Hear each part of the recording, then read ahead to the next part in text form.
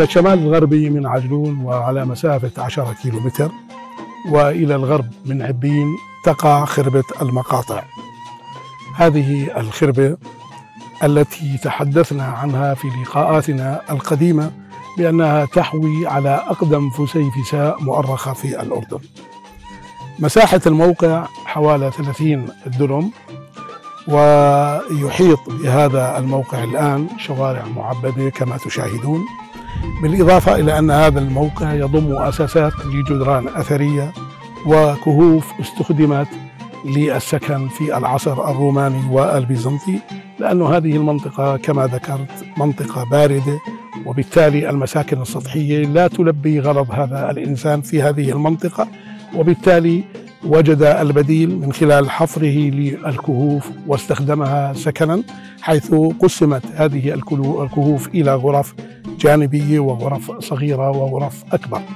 كما أن هذه الكهوف استخدمت لتجفيف، بعض هذه الكهوف استخدمت لتجفيف الزهور البرية وتحضير العطور البارفوم ونقله إلى مدن الديكابوليس، المدن العشر، وخصوصا جرش القريبة من هذا الموقع. في عام 1972 ميلادي أجريت حفريات أثرية أشرف عليها الباحث فان إيلدرين، ونشر نتائج حفرياته في مجلة أو في حولية دائرة الآثار الأردنية العدد 17 من الصفحة 72 إلى 75.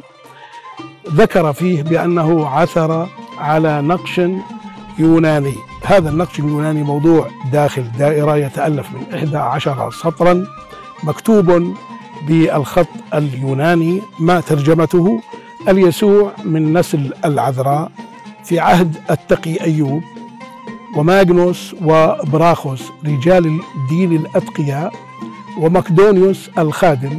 رصفت هذه الأرضية بهبات من أهل القرية في 545 الإندكت السادسة 246. وحسب التاريخ البوميائي، نحن بنؤرخ في منطقة عجلون التاريخ البوميائي نسبة إلى غزو بومبيه إلى منطقة الشرق الأوسط، منطقة الأردن، ومن ذلك التاريخ أرخ اللي هو التاريخ البوميائي، أصبح يحسب التاريخ البوميائي في الأبنية الرومانية والبيزنطية. يعود تاريخ هذه الكنيسة إلى 482 ميلادي، وهي أقدم فسيفساء مؤرخة في الأردن. من المعالم الموجودة في اللي هي خربة المقاطع المعاصر، معاصر النبيذ، بالإضافة إلى الكهوف اللي ذكرتها وصهاريج كانت لتخزين المياه في فصل الشتاء.